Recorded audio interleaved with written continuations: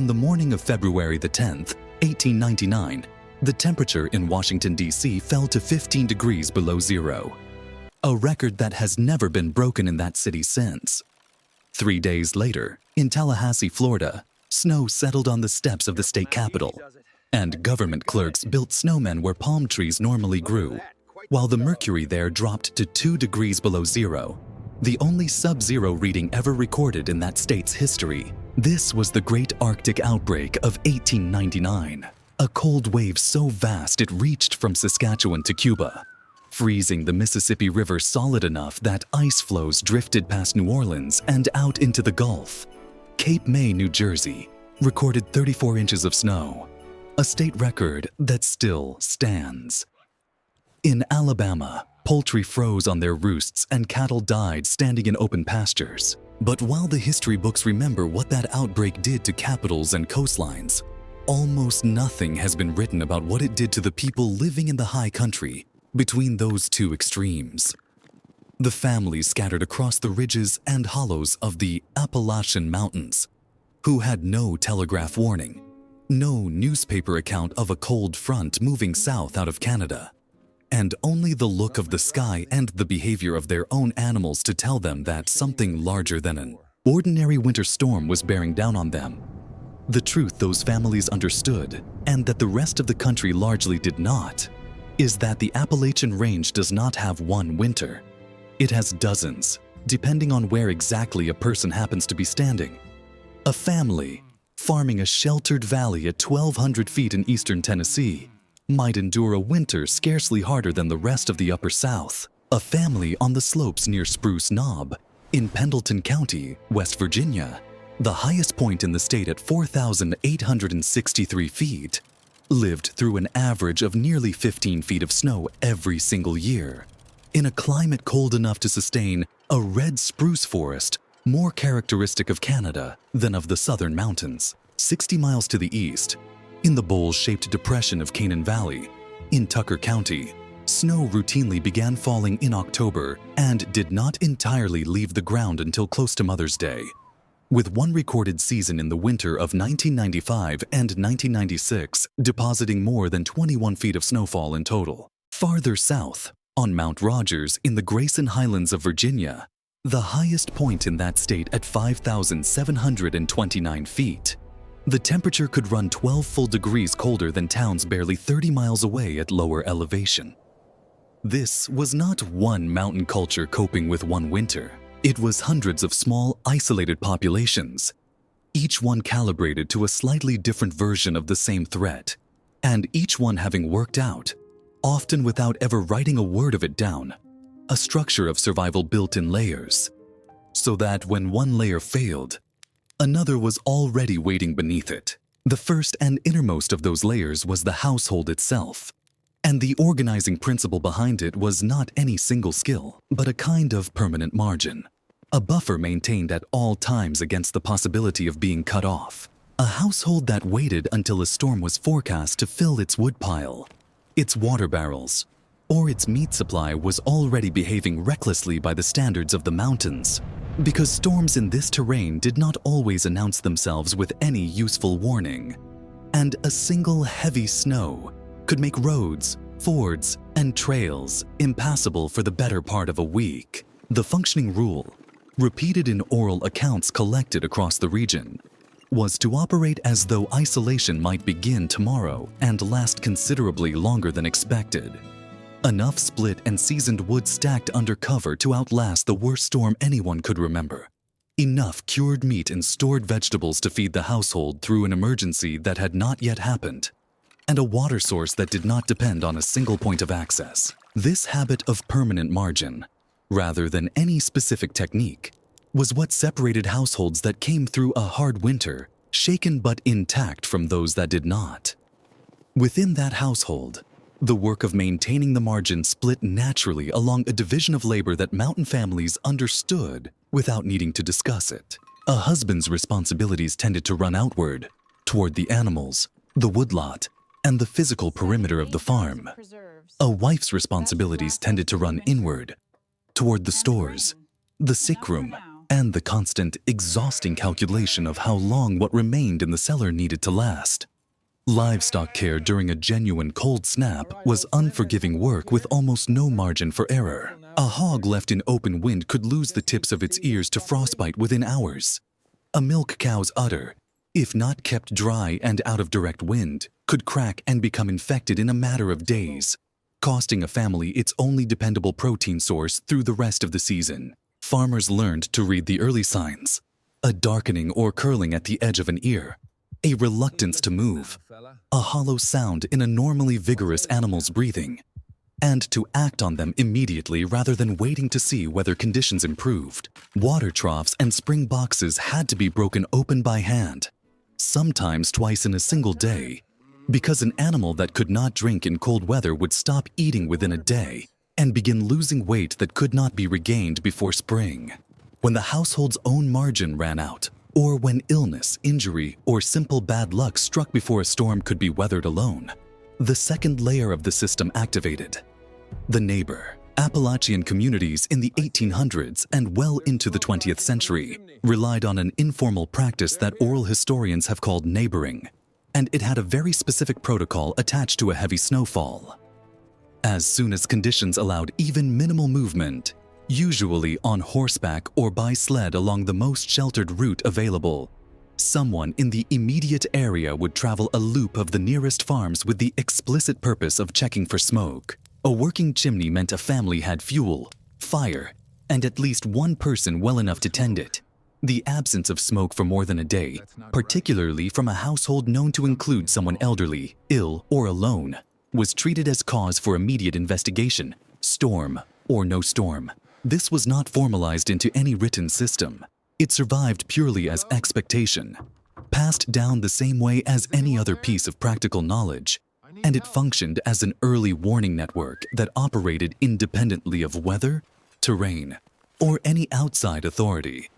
That same neighboring instinct extended into cooperative labor that no single household could manage on its own. Hog killing time, which generally fell in the first hard cold of early winter because the carcass needed sustained low temperatures to cure properly, required more hands than most families had, and so families rotated through each other's farms across several consecutive days, splitting the labor and, just as importantly, splitting the meat that resulted. The same pattern held for log rolling, for barn raising, and for the physical work of breaking a usable path through deep snow after a major storm.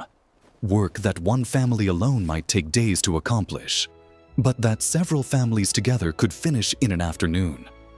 None of this depended on affection or even particularly close relationships. It depended on the understanding that the next household to be isolated, injured, or short on fuel might just as easily be your own, and that a community which did not maintain this kind of reciprocal obligation would not survive its worst winter intact. Beyond the household and the immediate neighborhood lay a third layer, thinner and more occasional, made up of the handful of outside figures whose entire function was to cross the isolation that otherwise defined mountain life. Circuit riding preachers, a fixture of Methodist and Baptist religious practice in the region from the late 18th century onward, covered enormous, fixed routes on horseback through multiple counties in every season, arriving at scattered congregations on a rotating schedule that did not pause for weather. Traveling peddlers performed a similar function for goods and information, carrying not only needles, dye, and hardware, but also news of conditions in the next valley over, which in an era before reliable regional communication could be the only way a family learned that a particular pass was blocked, or that a particular illness was moving through a neighboring hollow. These figures were few, and their visits were irregular,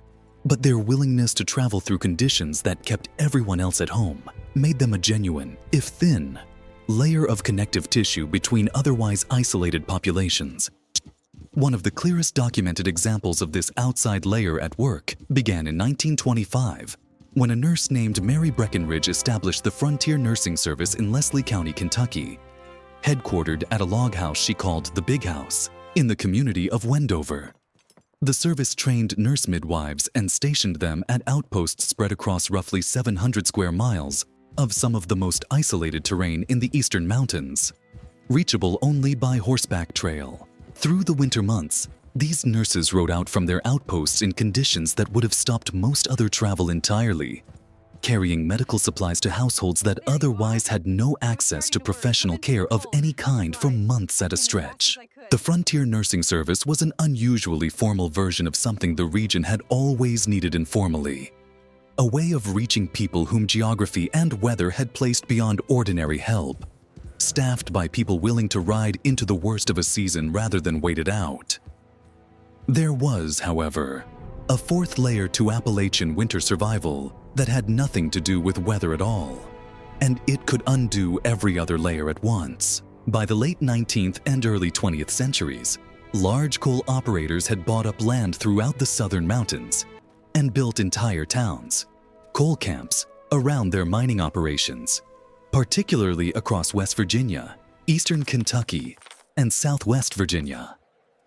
In these camps, miners were frequently paid in scrip, a private currency redeemable only at the company-owned store, rather than in cash that could be spent or saved freely. The arrangement created a particular cruelty during the hardest part of winter.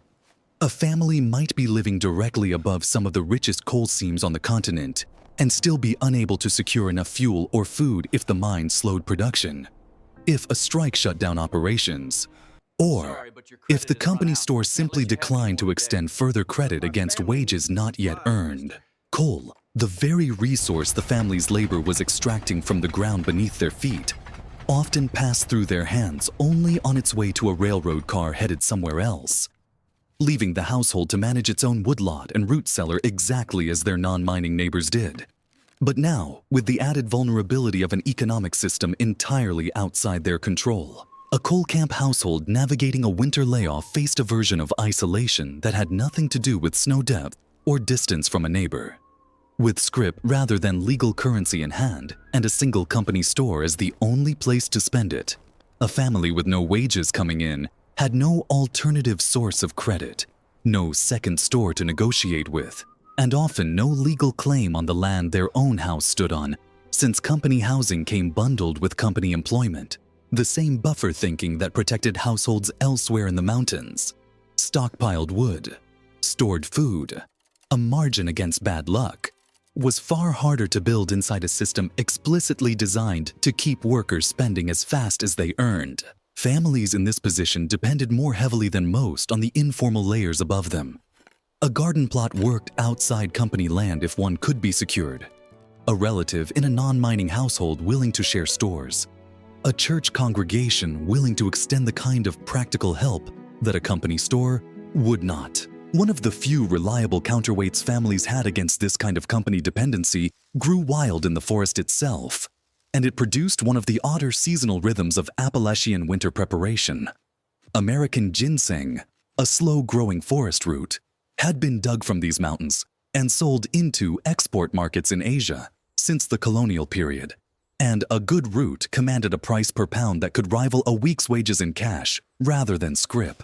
Late autumn, after frost had killed back the surrounding undergrowth and made the plant's distinctive yellow leaves easier to spot against the forest floor, was traditionally considered the proper digging season, partly because the seeds had by then dropped and could be replanted to ensure future harvests, and partly because the income arrived just before the months when a family most needed cash on hand, rather than a promise of future credit. A pound or two of dried root, carried to a local merchant or a traveling buyer, could mean the difference between entering a hard winter with nothing but scrip and entering it with a small reserve of money that no company store controlled. Even with all four of these layers functioning together, the household's margin, the neighbor's watchfulness, the outside rider's willingness to cross bad terrain, and whatever fragile economic independence a family could manage to preserve, there remained a fifth and outermost layer that no human arrangement ever fully neutralized. The land and the weather themselves. The same geography that gave Spruce Knob its nearly Canadian climate and Canaan Valley its 8-month snow season also meant that no amount of preparation could guarantee outcomes when conditions reached a genuine extreme. The Great Arctic Outbreak of 1899 demonstrated this on a continental scale.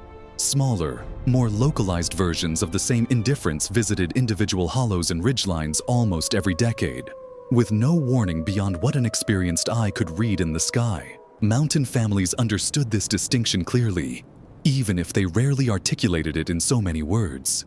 Preparation could shift the odds dramatically in a family's favor, but it could not purchase certainty. The work of all four inner layers was to make survival as likely as a household could make it.